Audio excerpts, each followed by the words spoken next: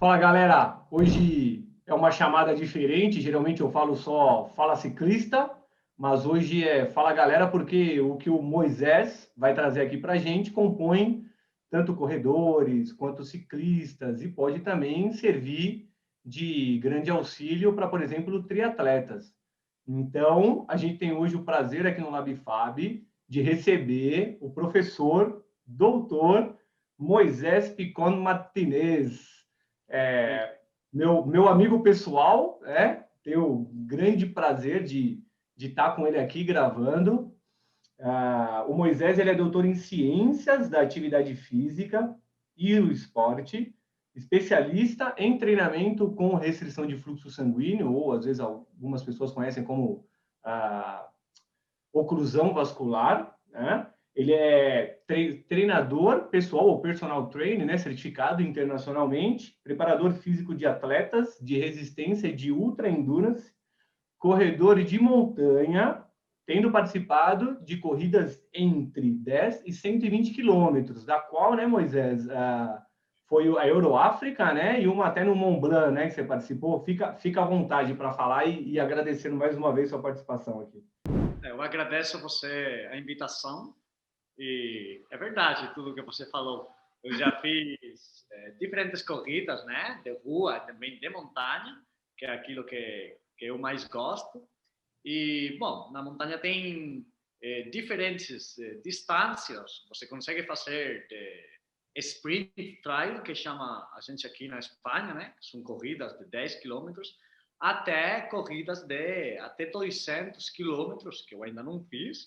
E também tem aquelas modalidades que você consegue fazer diferentes corridas em dias consecutivos, né? Que, por exemplo, aquela que você falou da Euráfrica, que eu fiz no ano passado, que foi uma corrida de 120 quilômetros, e aí a gente participava em 4 corridas diferentes. E tinha uma primeira de 21 quilômetros, tudo pela montanha, né? 21 quilômetros no Marrocos, aí depois a gente voltava para a Espanha, fazia uma maratona na província de Cádiz, fazia depois 50 quilômetros na província de Málaga e a gente fechava a participação com uma corrida vertical de 4 quilômetros em Gibraltar.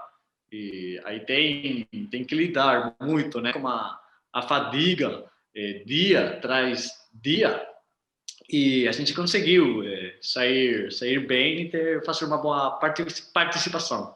Olha, meus parabéns. Eu lembro de você falando dessa prova que você ia participar, né? Aliás, eu vou fazer uma pequena introdução de como que eu conheci, né? Como que a gente se conheceu, né, Moisés? Foi em 2016, né, Moisés? Foi. O Moisés veio para o Brasil para fazer parte do doutorado aqui, né, com o meu orientador na Escola de Educação Física da USP, o Valmor Tricoli. Trabalha também com a restrição de fluxo sanguíneo, coisa que eu trabalho. A gente se identificou ali, começou uma amizade. Na época, em 2016, você ficou 3 meses aqui no Brasil? 3 meses. Aí, em 2017, a gente conseguiu se encontrar em Londres, né? É. Aí, em 2018, o Moisés voltou para cá de novo, aí ficou 6 ou 5 meses, mais ou menos. 5 meses e meio. Aí a gente também conheceu alguns lugares. O Moisés foi para o Rio, mas esse não deu para ir com ele. Foi para Ubatuba, fez várias viagens aqui, participou de congresso, né, Moisés? Foi assim. E aí, no ano passado, eu consegui ir para a Espanha, e aí a gente fez uma viagem lá sensacional também. Pela parte do norte da Espanha, que é muito Muito linda. linda. Nossa senhora, aquilo lá vai ficar para a história. Beleza, né? Tem muita montanha, e aí eu levei para o Fabiano para visitar aqueles lugares sensacionais. Ele queria que eu corresse lá, mas eu não corri. Corri um dia com ele, na realidade, não dá para correr com essa pessoa, corre demais. A gente pegou o bike também. Me levou para pedalar, né? Até nós vamos passar umas fotinhas aí, nossa, quando você me levou para pedalar, até agradecer seu pai que me prestou a bicicleta e a roupa, né, dele de ciclismo, para eu matar a vontade de pedalar lá. Nossa senhora, isso foi muito bom. E esse ano era para a gente se encontrar na Noruega, né? mas aí acabou não dando por causa da pandemia. Então, talvez, vamos cruzar os dedos para ano que vem a gente se encontrar lá. E aí eu levo para você a Beleza? caneca de participação que vai vir personalizada com o seu nome aqui. Agradeço. Ah, muito legal. Mas o pessoal às vezes deve estar falando assim, pô, mas o Fabiano fala de ciclismo, por que que ele chamou um ultramaratonista, né? Para falar sobre aspectos de fadiga? Bem, nada melhor do que um professor de educação física, com a graduação que ele tem, para conversar com a gente sobre isso.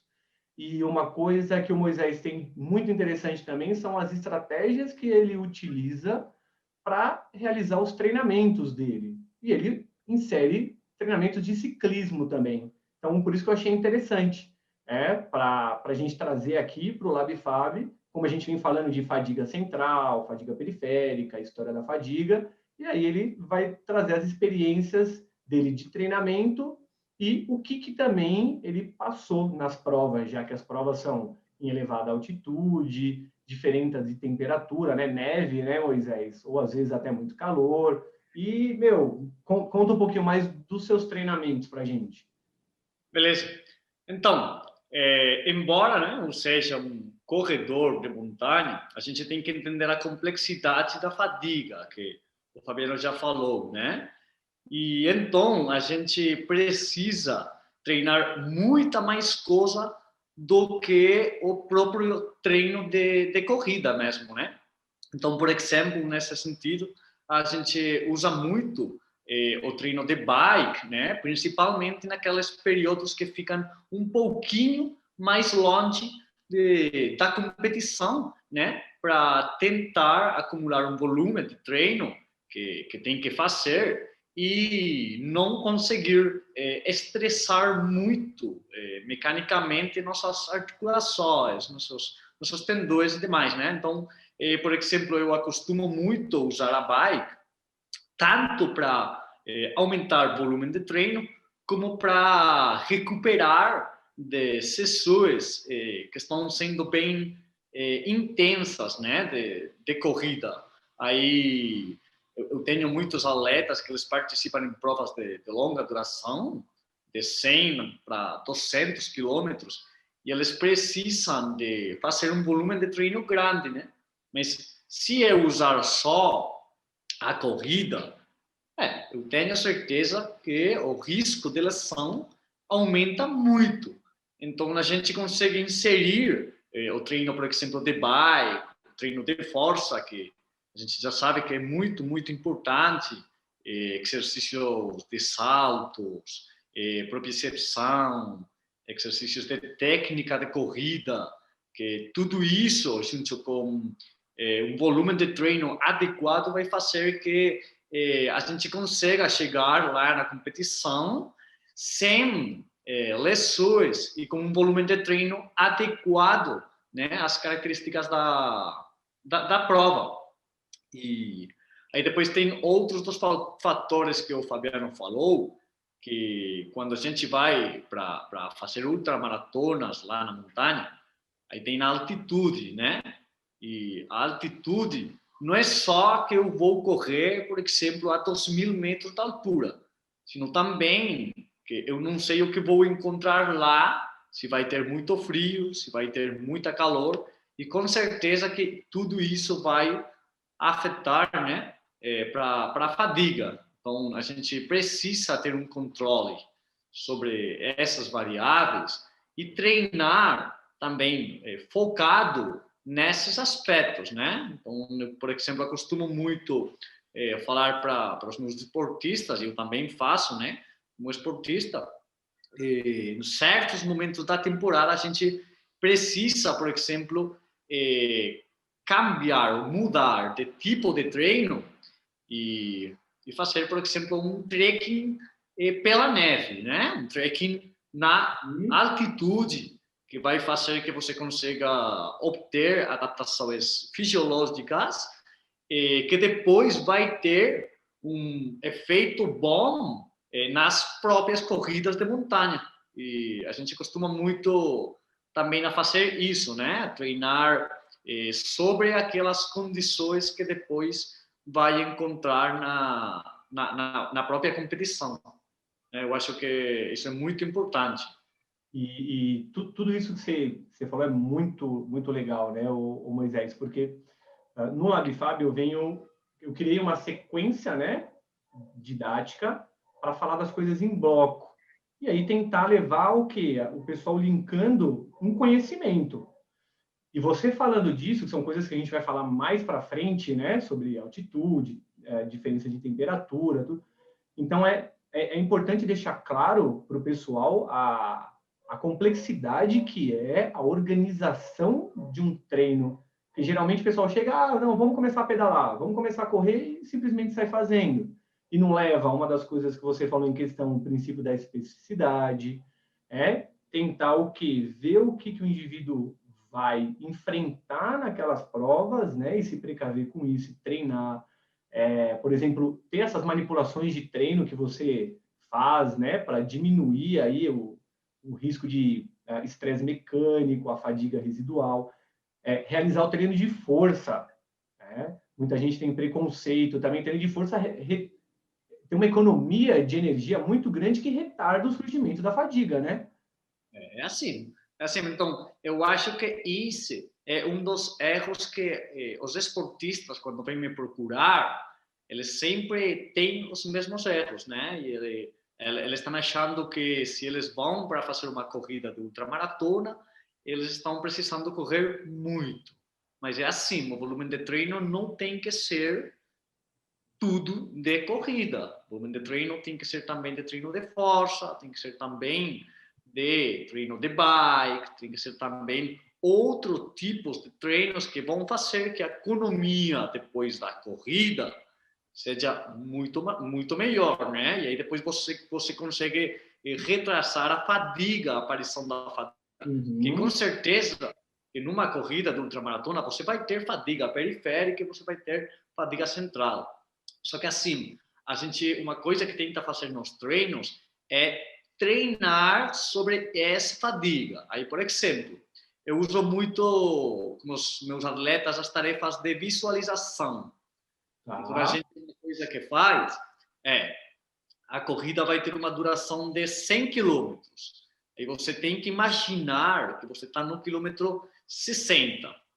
Você já está cansado, né? Está começando a aparecer dor nas suas pernas, o sistema cardiovascular já está funcionando, né? De uma maneira diferente do que ao início da prova.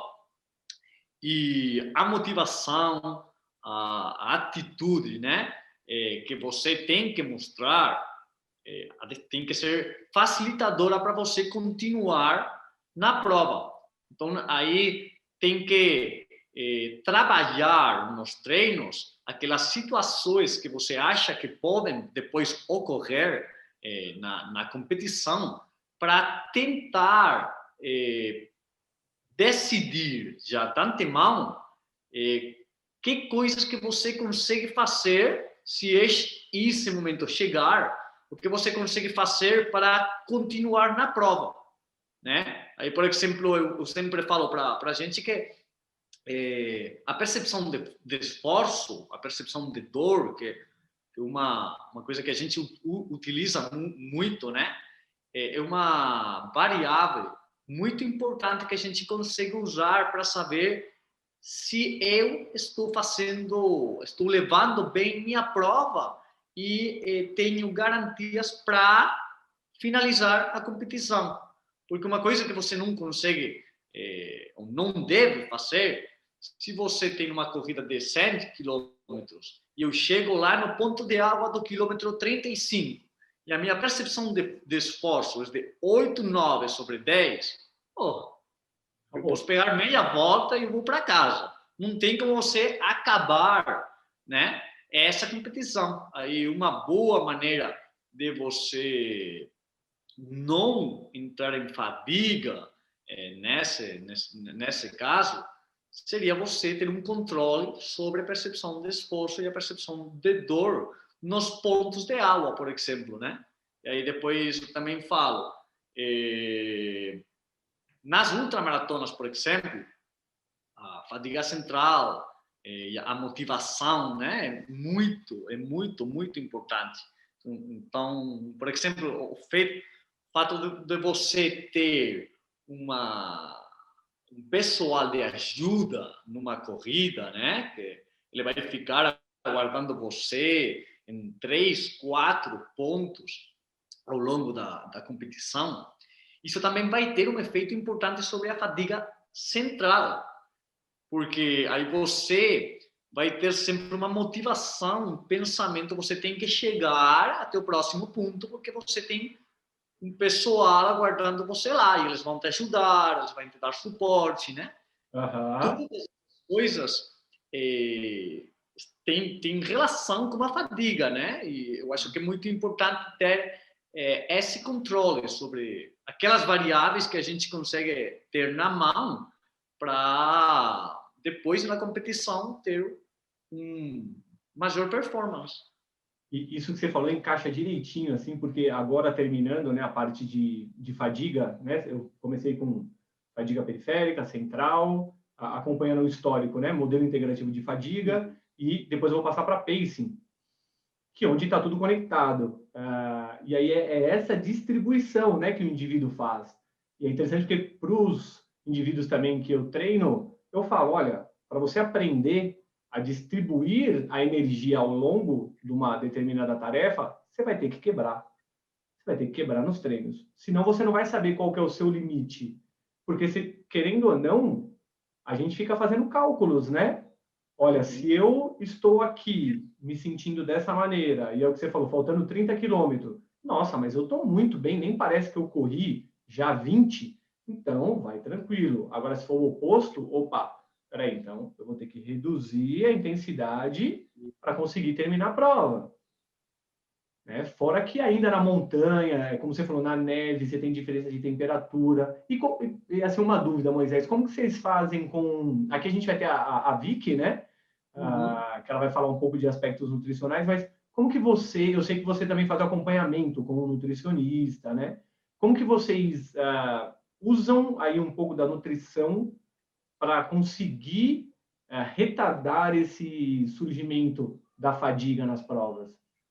Então, eu acho que isso são um dos aspectos mais importantes nas corridas de longa duração, né?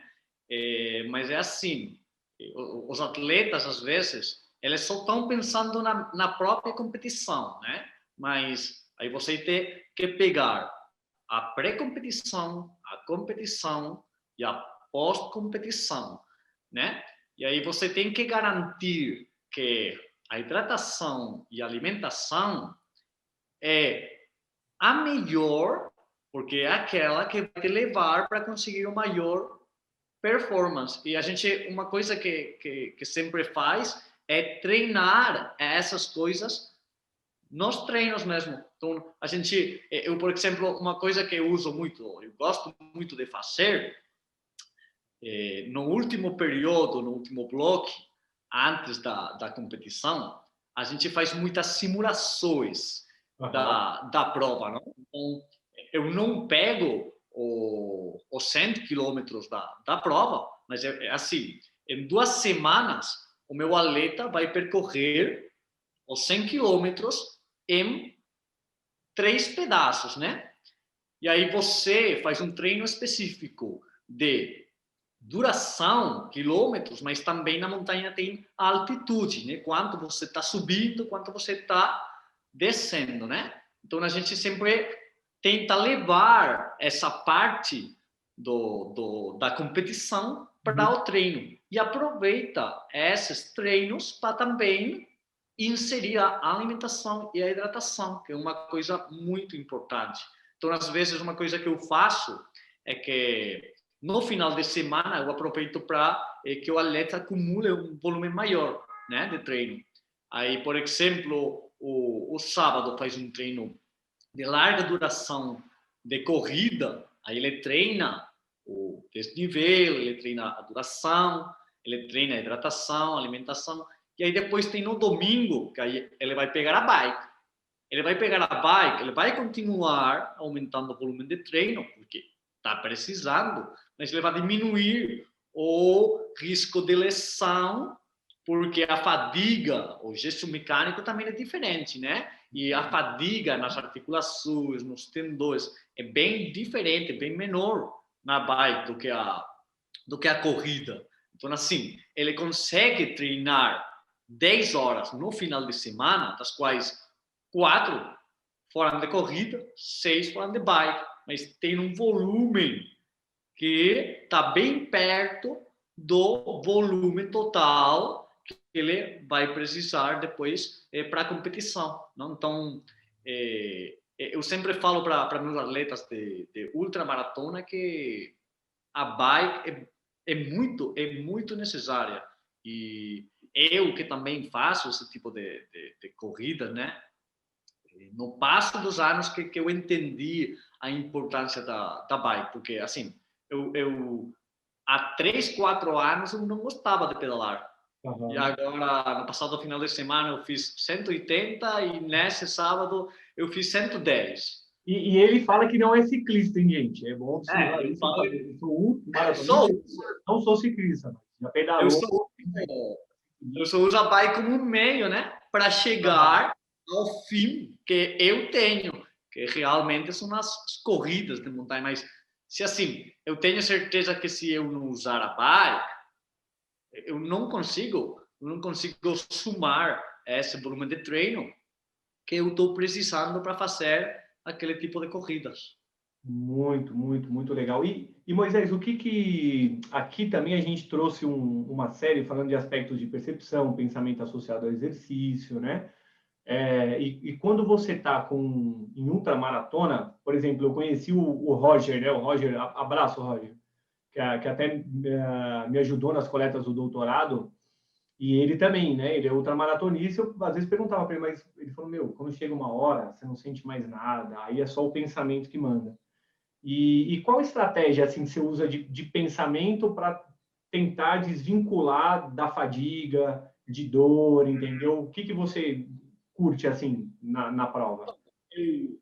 Eu sempre falo para meus atletas, eu também uso, sim, que você tem que se fazer forte pensando naqueles treinos que você já conseguiu e que nesse momento você estava pensando que não ia conseguir, né? Então quando a gente começa a preparar uma ultramaratona, eu falo sempre mesmo para meus atletas, você vai ter que dedicar muitas horas para o treino e esse tempo você não vai ter ou não vai poder dedicar para outras pessoas, para outras coisas que você gostaria de fazer, né?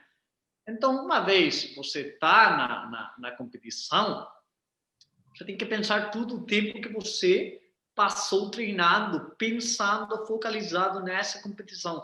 Não tem como você não acabar essa prova. Só se você tiver uma lesão, você fica em risco de saúde. Mas é assim, cansado, você vai estar cansado quase desde o início. Ontem eu estava falando com uma atleta minha, ela faz tempo que não competia, né? Não ia para a prova. E ela me falou, eu tenho as pernas com muito dor. Mas ela estava sabendo que essa dor não era real. Essa dor era nos nervos, né? Essa dor era aquela sensação de voltar para a competição, demais. E você tem que procurar aquela forma de gestão de gestão do esforço, né, ao longo da prova. Então eu falo sempre para os meus esportistas que sempre tem que ter um pensamento positivo na sua cabeça. Esses pensamentos positivos você já tem que ter preparados eles 2 dias antes da prova. Nos dias antes da prova, você já faz uma estratégia, né, de competição. Você já está mandando mensagens para sua cabeça, para seu cérebro, tudo vai sair bem. Quando as coisas vão pior, aí você tem que pensar que é só montanha, tem muita parte que também você consegue caminhar, né? Vamos caminhar. vamos aguardar um pouquinho até o seguinte ponto de água. Aí vai ter uma galera aguardando você, eles vão te dar suporte, aí você vai continuar porque vai conseguir comer alguma coisa, aí você vai reviver. Eu sempre falo que nas corridas de ultramaratona você vai morrer, eu acho que por volta de 3, 4 vezes, mas você vai ressuscitar também 3, 4 vezes. Então, cada vez que você morre, para um tempinho, você sai para frente. E aí, como que você consegue acabar a prova? Não tem como não acabar a prova. Se renova, Fez né? muito velho para chegar lá. Se renova. O cara chega no ponto de água e se renova. E aí vocês enfrentam algo que a gente não tem aqui no Brasil, né? Que é o frio ao extremo.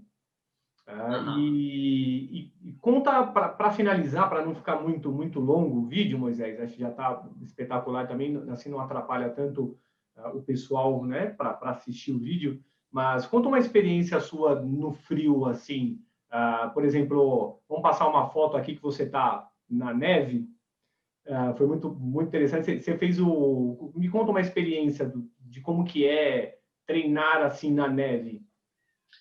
Então, esse foi um roteiro que a gente fez.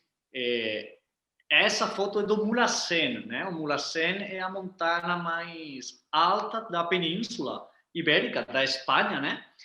E a gente o que fez foi saiu bem cedo da casa onde a gente estava ficando e aí fez um roteiro de 25 quilômetros, né? Que a gente ia preparado com todo o material para a neve, porque aí você quase nem consegue correr. Por quê? Porque você está na altitude, né? E aí o oxigênio que você tem disponível é muito menor do que aquele que tem ao nível do mar. Depois tem a dificuldade da neve e do frio, né? Você tem que ir preservando a temperatura do seu corpo durante todo o momento, porque uma coisa que tem, por exemplo, a altitude, é que o tempo muda muito rápido. O tempo muda muito rápido.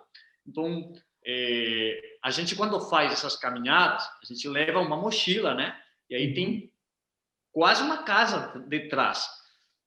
E você tem que ter muito cuidado, porque tem alguns pedaços que você tem que percorrer, que a gente precisa utilizar o que nós chamamos o piolete, né? Que é aquela pica que a gente fica na neve para não cair para baixo, porque tem alguns passos que a gente vai quase em vertical.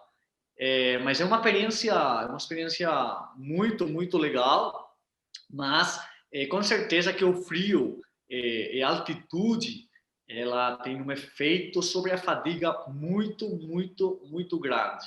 Então, as primeiras caminhadas que a gente fez foram de 8, 10 quilômetros no máximo, né? A gente tentou percorrer uma área que não seja superior aos 2.000 metros da altitude e faz algum roteiro muito mais fácil. Mas, por exemplo, aquela foto que você mostrou, aquela foi de uma expedição muito legal e que, por exemplo, a gente começou um grupo de 7 pessoas e só conseguiram chegar 3 lá na cima da montanha, né? Por quê? A fadiga apareceu antes da hora e aí a gente é muito importante tomar a decisão mais consciente que você acha que vai ser melhor para você. Não? Então, tinha outros colegas que falaram, não, a gente está cansada, a gente está com frio, a gente tem até um pouquinho de dor de cabeça, daquele mal de altura que a gente fala aqui na Espanha, um mal de altitude, que tem diferentes sensações que você está vendo que alguma coisa não está funcionando bem, né? Aí você precisa descer o mais rápido possível, porque a fadiga é muito maior do que a garantia de acabar acabar aquela expedição. Legal. E isso é interessante porque, mesmo que o indivíduo não consiga completar, mas como ele teve uma experiência de fadiga elevada, isso ajuda como uma alça positiva para ele numa prova que ele já está ali experiente, né? Porque ele já passou por algo muito mais complexo, né? É isso, né? Então, eu, por exemplo, também, essa mesma montanha, eu também fiz nesse verão passado. Nesse verão, eu fiz também correndo, né? Eu subi correndo até lá. E a sensação de chegar lá, o batimento do coração, percepção de esforço, percepção de dor, foi. Cheguei, fiquei sentado 4, 5 minutos. Estava achando que eu tinha dor de cabeça, eu tinha aquelas sensações de esforço que foram ainda maior pelo fato de ter altura, ter uma sensação térmica de calor.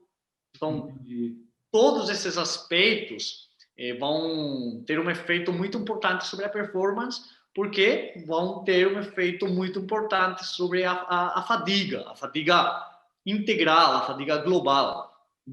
Legal, ótimo. Nossa, sensacional. O que eu posso falar assim?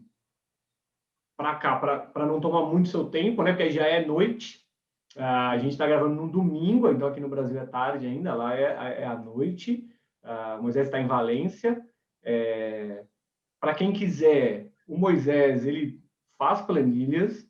Então, no Brasil, quem vê esse vídeo tiver vontade que ele monte treinos para ultramaratona, alguma coisa assim, entre em contato com ele, ou pode entrar em contato comigo, que eu passo também, mas eu vou deixar o contato dele na descrição aqui do vídeo e do post também, que a gente vai fazer no Instagram. Moisés, seu português está sensacional. Meus parabéns. Muito, muito, muito bom mesmo. E agradecer mais uma vez por você estar aqui no LabFab, levando essa experiência para a sociedade. Se não fosse você falar português, eu não conseguiria fazer isso, porque eu não sei falar espanhol, né? Então, agradeço demais. E se a gente se encontrar no ano que vem, aí eu entrego a caneca para você. Obrigado. Eu agradeço a você a invitação. Foi um prazer poder compartilhar, né, aquelas experiências minhas como treinador, também como esportista, né? E desejo que a gente consiga ter uma visão daquelas sensações, daquele aspecto da fadiga nas corridas de ultramaratona, a importância que tem no treino complementar, que a gente fala, o treino de bike, o treino de força, para reduzir os efeitos da fadiga. Legal, sensacional. Procurem sempre orientações de um professor de educação física, não saem por aí fazendo qualquer coisa. É muito complexo montar um treino e a gente não estuda à toa. Bem, ciclista, triatleta, ultramaratonista, corredor de rua, muito obrigado por assistir esse vídeo. Moisés, mais uma vez, agradeço. Galera, até o próximo vídeo. Tchau.